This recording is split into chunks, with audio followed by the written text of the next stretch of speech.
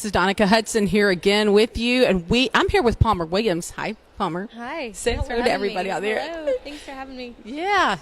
You might want to hold your mic up a little closer. There. Sure. There you go. They got to hear what you got to say, Palmer. We're here at the Evangelicals for Life conference right outside of our nation's capital in D.C. We're in Vienna, Virginia at McLean Bible Church. And what these guys are doing is nothing short of amazing. Tell us a little bit about what your organization does. First of all, Palmer is an attorney with the Ethics... With the Ethics and Religious Liberty Commission, so the ERLC. Yes. And we put on Evangelicals for Life. So they're putting on this conference. So Palmer, that's amazing. I'm so glad that you have chosen to take your profession and use it for such a worthy cause. Yeah. Oh, I feel so blessed to be able to work for such a neat organization that champions the cause of life at all stages and is really leading in this field.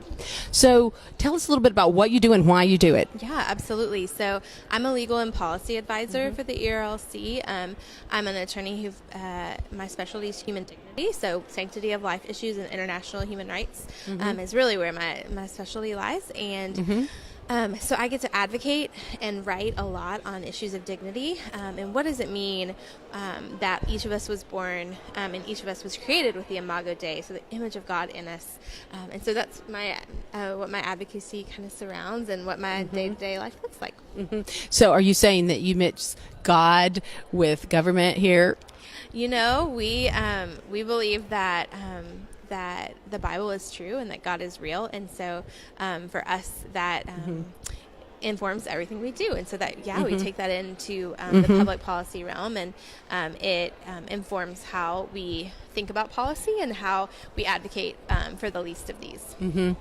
How do you think our founding fathers who wrote the Constitution would feel about today's issue of abortion? Yeah, you know, I think that they enshrined in our Constitution the right to life, liberty, and the pursuit of happiness, right? That's what that every elementary school kid should know that. So I think that they would be champions of life. You know, they weren't perfect. There were things that they could have they didn't always see the human dignity in everyone, and I think we're all a little bit flawed. But I think that the fact that they enshrined that in our Constitution is such a great gift to us, especially as a legal advocate, to get to have that mechanism to take to Congress and as we're advocating for new laws. Yeah, I would agree with you, particularly the part in the Constitution of all men are created equal.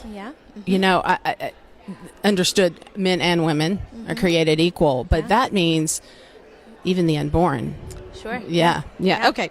So you and I talked a little bit about this earlier, and the current issues of our nation, which you're not going to hear this vantage point very often on the secular media, but we want to bring it to you and show you here with the backdrop of this conference. They're back in session now, so a lot of people have gone to the session, but there is a massive effort among young people and millennials that's pro-life. You know, let's talk about the millennials. So many are buying into this push for socialism. I mean, we actually had a presidential candidate who is openly a socialist, and we have a freshman congresswoman who is admittedly a socialist. And, you know, I that is confounding to me in that, you know, we all of our legislators swear an oath to defend our Constitution. Sure, yeah. Okay, so describe what America would look like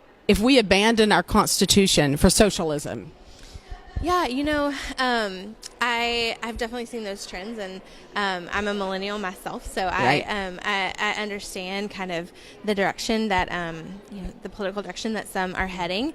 But I'm thankful that we do have our Constitution, and we in America. I've worked internationally. I'm an international attorney, and so I've seen the rule of law and the lack of constitutions that are upheld in other countries, and so we're so lucky to have the checks and balances that we have, and the good, solid freedoms that our founders instilled in the Constitution. So I'm hopeful. I don't think that socialism is going to take over America because I think we have some really good structures, and I think played out, we see what liberty the flourishing that it creates. Yeah. And along that vein, just speaking about millennials, when we're talking about this issue of life, Yeah. if you look at the statistics, millennials are actually quite a bit more pro-life than their parents are. And so I'm hopeful that although we do see, and the media talks about trends towards socialist values, I do think that actually truth is going to win out.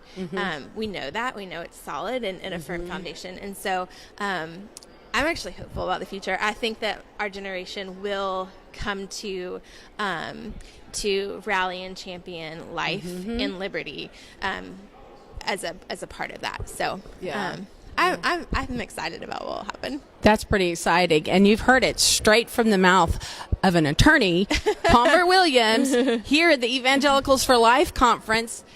And she's speaking from her heart. You know, she is one of those. I can't relate as much. Yeah. But it's so nice to hear from your vantage point how you sanction and champion life. Yeah. As your organization says, from the womb to the tomb. And I think the Bible tells us not to fear. The Lord has already won. Yeah. And we know that. And so I'm not fearful that in the end truth won't win. So yeah, you know, for me it's about having people like you be able to educate millennials and those who are watching that don't understand even really what socialism is. And basically with socialism, government is God.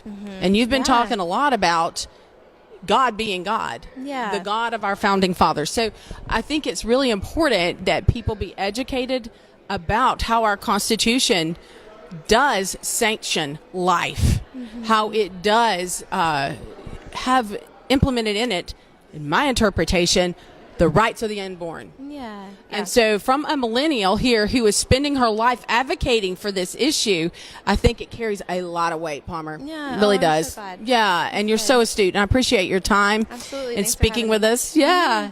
So shout out to the Truth Network as well, because Palmer's been championing truth here.